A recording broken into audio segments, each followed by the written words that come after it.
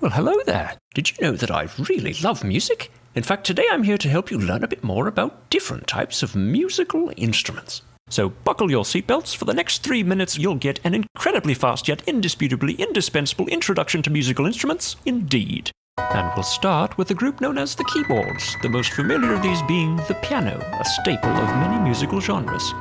Other notable keyboards might include the organ, or the harpsichord, which we don't hear very much of, but it's making a comeback, trust me.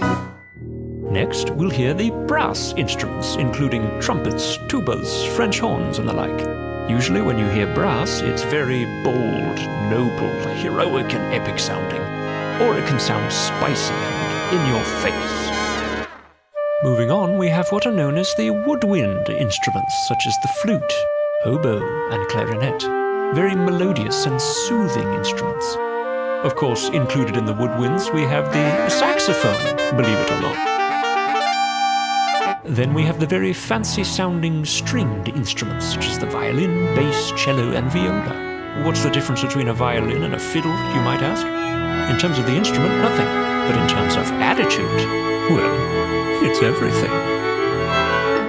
Also included in the stringed instrument category are guitars, namely acoustic, electric, and bass guitars. With this triumphant trio, you have the makings of a regular rock band. But of course, every rock band needs something to hold down the beat, and that's where percussion instruments come in, such as the drum kit, shakers, triangles, tambourines, and cowbells.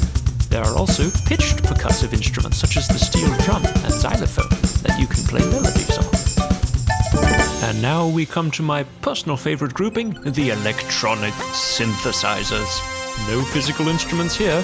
These have a tendency to make your music sound a bit like a video game, or a nightclub perhaps, and I absolutely love them.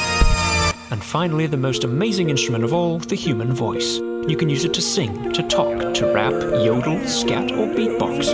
You can make it sound like a chipmunk, like a monster, or you can turn it into a virtual instrument. The possibilities are endless. The real magic of music, though, happens when we hear these groups of instruments not in isolation, but together. For instance, we could start with a drum beat and add a bass guitar. The strings and piano help set the tone, while a saxophone plays a saucy intro, backed of course by a delightful trumpet section. And then we begin to hear the vocal melody, emphasizing the real message of the song. Suddenly, out of nowhere, the song is obliterated by the lead synth. And then it all comes to a glorious close. Well, hopefully now you've learned to love music as much as I do. Thank you for your time and have a wonderful day.